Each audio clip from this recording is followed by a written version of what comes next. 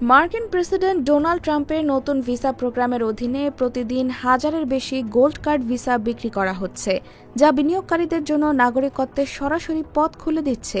APA নিউজের প্রতিবেদনে বলা হয়েছে, $5 মিলিয়ন বিনিয়োগের শর্তে দেওয়া হচ্ছে এই বিশেষ ভিসা।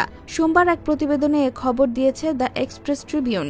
চলতি বছরের ফেব্রুয়ারিতে ঘোষিত এই উদ্যোগটি আগের EB-5 ইনভেস্টর ভিসা প্রোগ্রামের পরিবর্তে চালু করা হয়েছে বলে ধারণা করা হচ্ছে। মার্কিন বাণিজ্য মন্ত্রী হাওয়ার্ড লুটনিক অল ইন পডকাস্টে বলেন, বিশ্বজুড়ে প্রায় 3.7 কোটি সম্ভাব্য ক্রেতা রয়েছেন এবং ট্রাম্প প্রশাসন 1 মিলিয়ন ভিসা বিক্রির লক্ষ্য নিয়েছে। লুটনিক বলেন, বিশ্বে 3.70 কোটি মানুষ রয়েছেন যারা এই কার্ড কিনতে সক্ষম। মার্কিন প্রেসিডেন্ট জানান, বিলিয়নিয়ার জন পলসন এই পরিকল্পনার অন্যতম রূপকার, আর প্রযুক্তি অবকাঠামো তৈরিতে ইলন মাস্ক যুক্ত।